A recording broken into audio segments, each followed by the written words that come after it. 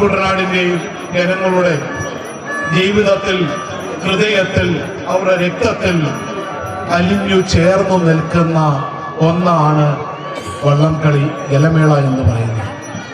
നമ്മൾ എവിടെ നോക്കിയാലും, ഇപ്പൊ ഇവിടെ ഇതിന്റെ ചെയർമാൻ ബിജു ആണെങ്കിലും സ്വാഗതപ്രസംഗം പറഞ്ഞു, എല്ലാ പ്രതിസന്ധികളിലും എന്തെല്ലാം വിഷമങ്ങൾ അനുഭവിച്ചാണേലും വള്ളംകളി സമയമാകുമ്പോൾ അതെല്ലാം അങ്ങ് മാറ്റിവെച്ച് ഇങ്ങനെയുള്ള സാംസ്കാരിക വേദികൾ, ആനപ്പറമ്പാൽ ജലോത്സവം പോലെ എനിക്ക് കുട്ടനാട്ടിലെ 13 പഞ്ചായത്തിലും ഇങ്ങനെയുള്ള ജലമേളകൾ വളരെ ഭംഗിയായി നടത്തുവാൻ നമ്മുടെ കുട്ടനാട്ടിലെ പ്രിയപ്പെട്ട സഹോദരന്മാർക്ക് കഴിയുന്നു എന്നുള്ളത് നമ്മളെ എല്ലാവരെയും സന്തോഷിപ്പിക്കുന്ന ഒരു കാര്യമാണ്. ഇത് ഒരു നാടിന്റെ ഒത്തൊരുമയെ,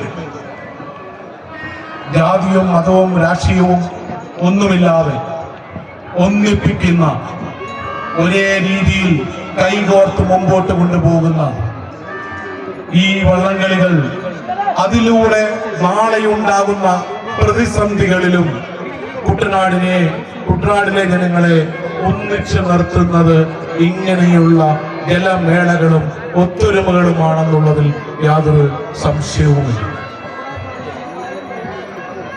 ഇന്ന് ഇത്രയും ജനങ്ങൾ ഇവിടെ എത്തി ഈ ഒരു വള്ളംകളി കാണുവാൻ നിൽക്കുമ്പോൾ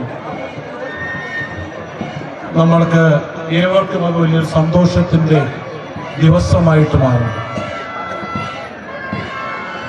നാളുകളിലും വരുന്ന കാലങ്ങളിലും വരുന്ന വർഷങ്ങളിലും ആരെന്നുള്ളത് 60-ആം ജലോത്സവം മാറുവാൻ സാധിക്കട്ടെ എന്ന് പ്രാർത്ഥിച്ചുകൊണ്ട് ഇവിടെ കൂടിയിരിക്കുന്ന എല്ലാവർക്കും, പ്രത്യേകിച്ച് ഇത് ലൈവ് ചെയ്യുന്നത് RC മീഡിയ, ഇതിനെ അടക്കം എല്ലാവർക്കും ആശംസകളും അഭിനന്ദനങ്ങളും നേർന്നുകൊണ്ട് ഈ പരിപാടി ഞാനിവിടെ ഉദ്ഘാടനം ചെയ്തായിട്ട് പറയുന്നു.